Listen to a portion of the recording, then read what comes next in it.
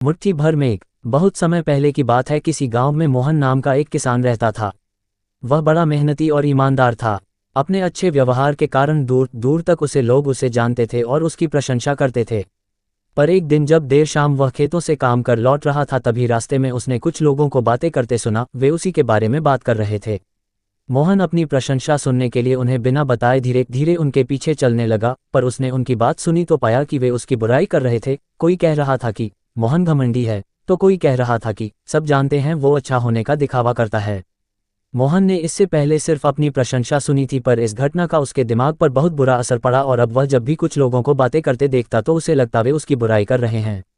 यहाँ तक कि अगर कोई उसकी तारीफ करता तो भी उसे लगता कि उसका मजाक उड़ाया जा रहा है। धीरे धीरे सभी ये महसूस करने लगे कि मोहन बदल गया है, और उसकी पत्नी भी अपने पति के व्यवहार में आए बदलाव से दुखी रहने लगी। और एक दिन उसने पूछा, आजकल आप इतने परेशान क्यों रहते हैं? कृपया मुझे इसका कारण बताइए।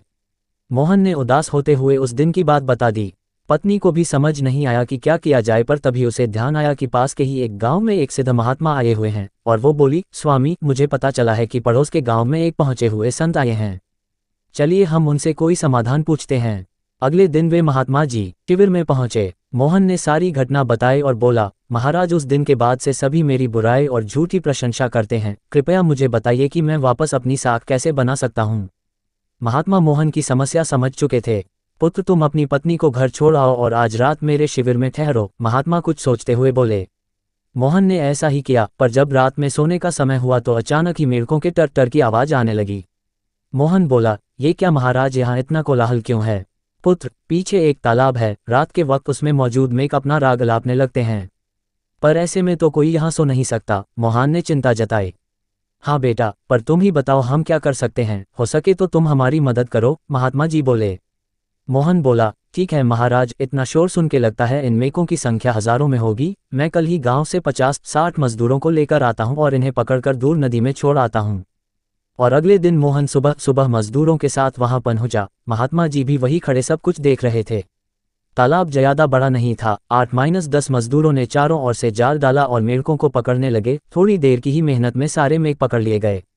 जब मोहन ने देखा कि कुल मिलाकर 50-60 ही मेघ पके गए हैं, तब उसने महात्मा जी से पूछा, महाराज, कल रात तो इसमें हजारों मेघ थे, भला आज वे सब कहाँ चले गए? यहाँ तो बस मुट्ठी भर मेघ ही बचे हैं। महात्मा जी गंभीर होते हुए बोले, कोई मेघ कहीं नहीं गया। तुमने कल इन्हीं मेढकों की आवाज सुनी थी। ये मुट्ठी भर मेघ ही इतना शोर कर रहे थे कि तुम्हें लगा हजारों मेघ टर टर कर रहे हों। पुत्र, इसी प्रकार जब तुमने कुछ लोगों को अपनी बुराई करते सुना तो भी तुम यही गलती कर बैठे। तुम्हें लगा कि हर कोई तुम्हारी बुराई करता है, पर सच्चाई ये है कि बुराई करने वाले लोग मुट्ठी भर मेघ के सामान ही थे। इसलिए अगली बार किसी को अपनी बुराई करते सुनना तो इतना याद रखना कि हो सकता है ये कुछ ही लोग हों जो ऐसा कर रहे हों, और इस बात को भी समझना कि भले तुम कितने ही अच्छे क्यों ना हो, ऐसे कुछ लोग होंगे ही होंगे जो तुम्हारी बुराई करेंगे। अब मोहन को अपनी गलती का एहसास हो चुका था। वह पुनः पुराना वाला मोहन बन चुका था। फ्रेंड्स, मोहन की तरह हमें भी कुछ लोगों के व्यवहार को हर किसी का व्यवहार नहीं समझ लेना चाहिए और पॉजिटिव फ्रेम ऑफ माइंड से अपनी जिंदगी जीनी चाहिए। हम कुछ भी कर लें, पर लाइफ में कभी ना कभी ऐसी समस्या आ ही जाती है जो रात के अंधेरे में ऐसी लगती है मानो हजारों मेघ कान में टर टर कर रहे हों। पर जब दिन के उजाले में हम उसका समाधान करने का प्रयास करते हैं तो वही समस्या छोटी लगने लगती है। इसलिए हमें ऐसी सिचुएशंस में घबराने की बजाय उसका सल्यूशन खोजने का प्रयास करना चाहिए और कभी मुट्ठी भर मेघों से घबराना नहीं चाहिए।